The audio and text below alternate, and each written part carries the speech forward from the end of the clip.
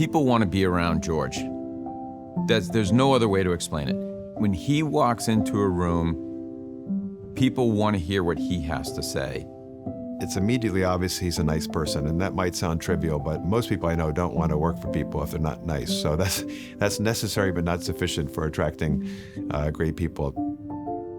They want to be a part of his curiosity. They want to be a part of his fact-finding. They want to be a part of his interpretation of a data set. It's my observation that George is always alert to identifying opportunities to connect an investigator with someone else who can help advance their work. So he's the sort of person a scientist wants to stick close to. He's equally comfortable talking with the heads of pharmaceutical companies and their clinical development teams and their chief medical officers. He's familiar with regulatory, et cetera. So I don't know how he does it, and I don't know when he sleeps, but he's quite remarkable in that regard. I was always interested in science, even though I was better at English, but I liked to figure out the way things worked. When I was growing up, I always had somebody in my family who had cancer and was very deeply troubled by that. The doctors were very bad at explaining what was going on. The treatments they used in the late 60s, early 70s were really toxic. And I realized that this could be a path for me. I was between science and medicine, and ultimately, because I like to talk to people, I chose medicine.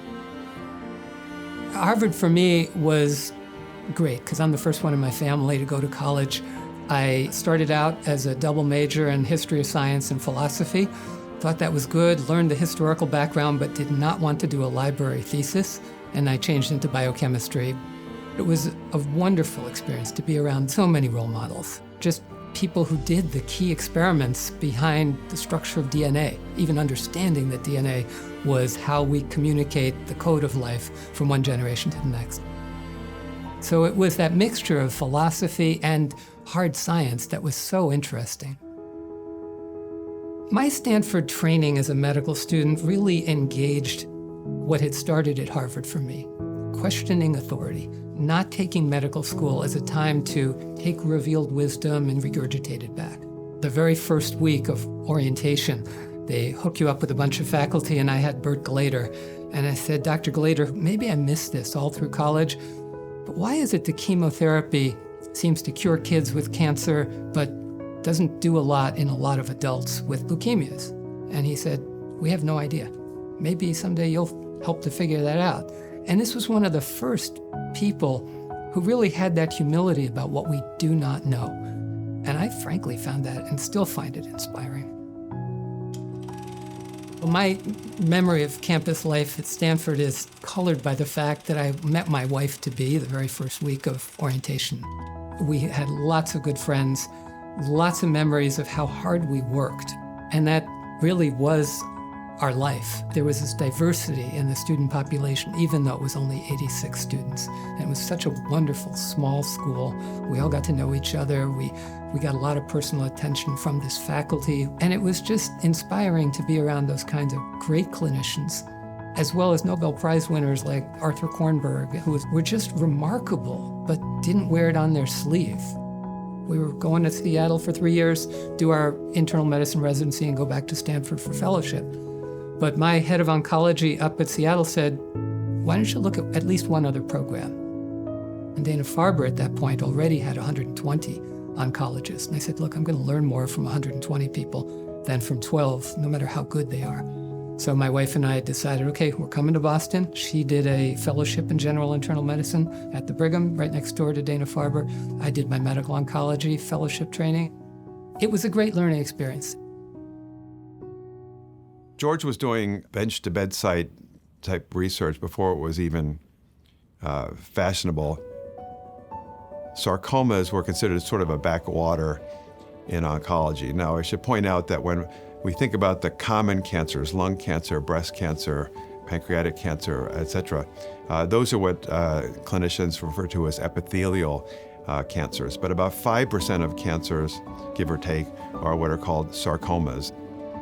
George became aware of a particular type of sarcoma, which is a mouthful. It's called gastrointestinal stromal tumor, or GIST.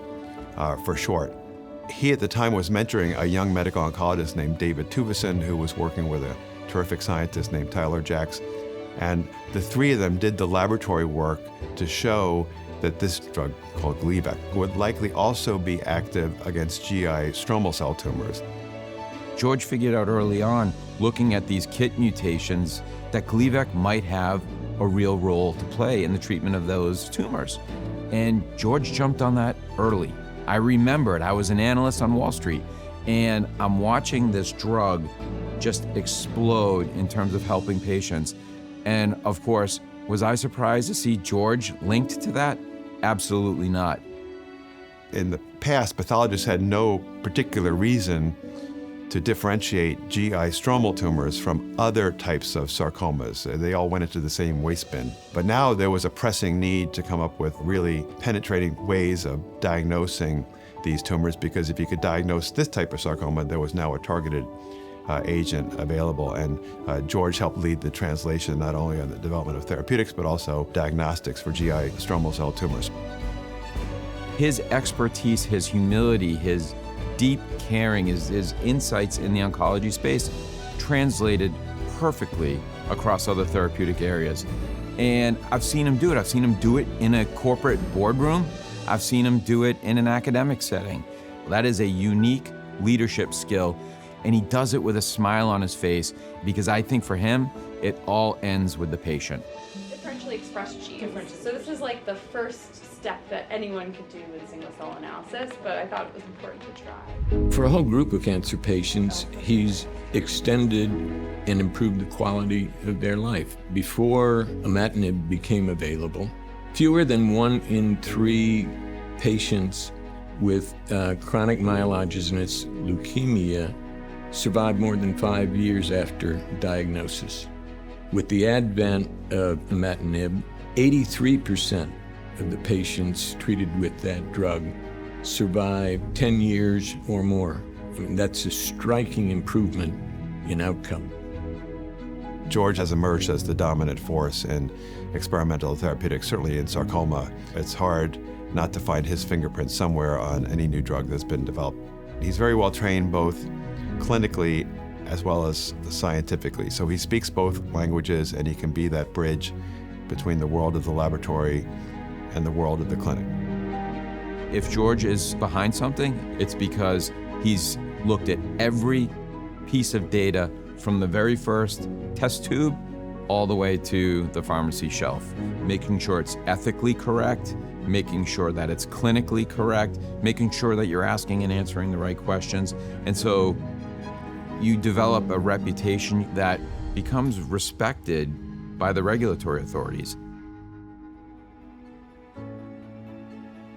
I have been blessed with this blissful optimism. I still love what I do.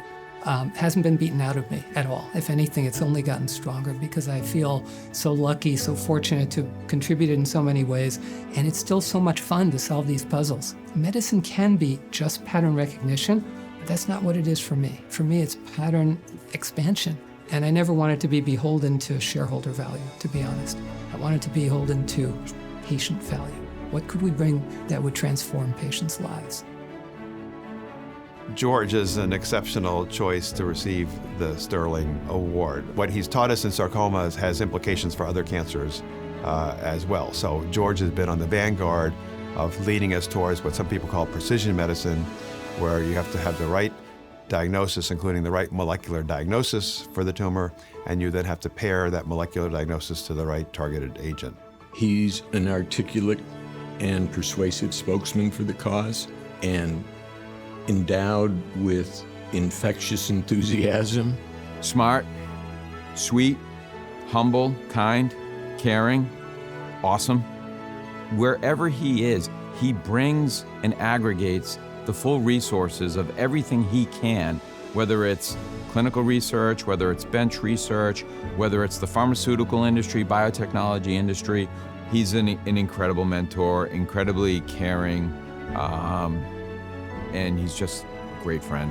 It is so wonderful to be recognized by your peers, especially when your peers are accomplished, amazing people like Stanford Med grads. We want to leave a legacy, we want to have an impact, And that's what I feel medicine's offered me to be able to give to patients. What a blessing to be let into people's lives so closely at a time when they're so vulnerable. Can't get better than this.